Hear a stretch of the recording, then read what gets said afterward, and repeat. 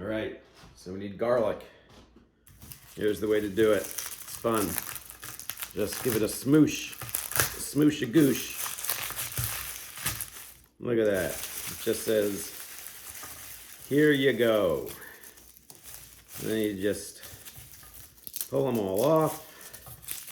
Get rid of that paper there. Oh my gosh, so much paper. Could write a book with this paper. Why am I making so much? Well, because today it's pizza. And what's better on pizza than slowly sauteed garlic in olive oil? And the answer is nothing.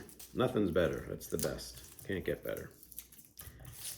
I would just sort of blow this so it'd all go around and look kind of like a snowstorm, but I won't because that'd be super messy. So, good enough. There you go. Look at that. Beautiful garlic cloves. So next, what do? How do you get these things done?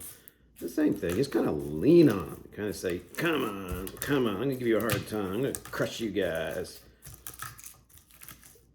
Get a nice little workout here. It's almost as good as kneading dough, which I did beforehand for my pizza. And the garlic doesn't mind. It kind of gets a little bit crushified. And because of that, it then just gets pretty easy to peel. And I don't know, I kind of find it fun. There's other ways to do it. One way that totally works, it's really noisy though, is you put the garlic cloves in 2 pans or big dishes, inverted, so it's kind of like a clamshell, and you shake them, and after a while, we'll do essentially what I'm doing here, and all the skins will come off. Kind of bruises them a bit, which doesn't really matter, but nonetheless, I find this more pleasant. It's just a little quieter, takes a little longer, but you know, cooking is meant to be a contemplative time. It's meant to be a time you think about all the right choices you made in life, maybe the wrong choices you made in life. It's time to think about what you're going to do for the pizza tonight. Are you going to make a nice simple sauce, or you do something fancy? Or are you going to go totally out there? Oh, look, that looks terrible. I don't think I like that one. Maybe I'll cut the bad stuff off. Keep the good stuff. That makes sense. Anyway, you know what you can make with pizza? You don't need tomato sauce. Sometimes I'll make a white bean puree, and that'll be the sauce. Sometimes you have no sauce, right? White pizza. And sometimes I'll come up with some dish that I made for some other reason and say, well, maybe this will taste good as a pizza base. So boom, you try it. Because what I've found in my experience is that kind of whatever you put on a pizza dough ends up tasting pretty good, especially if you got some nice melty cheese on as well, which seriously, if you don't, it kind of takes the whole point of pizza away, I think. And yeah, anyway, this is just going to be more of the same. Taking off these little papers. Now, I've heard it said, oh gosh, you know, you get the smell of garlic, and how do you get the smell of garlic off? I've never really gotten the smell of garlic. You know, I do this, and then you can kind of smell it, I guess, but you just sort of rinse your hands in the water or the sink, and they're fine. So, I can't really speak to what the big deal you would do because it's never really been a problem for me. But if it was a problem, maybe if you had a more sensitive nose than I do, and you said, oh, I can smell this garlic. What I've read is that stainless steel, for some reason, you sort of take some stainless steel instead of soap as you're washing, and it magically makes the garlic smell go away. I've read that. I think I even tried it once, and maybe it worked. Maybe it didn't. But I can tell you, whatever it did wasn't impressive enough for me to remember, because that's sort of a thing with me. If I don't remember something that I'm pretty sure I did in the past, it means, it wasn't worth it. Same thing as when sometimes I'm wondering, should we try out this restaurant? And I realize, oh wait, we went there. We went there a year ago. And then I say to myself, don't really remember much about it, and I didn't go a second time. So that probably means, yeah, it's not worth going to that restaurant. That is a fact that has served me well in my life.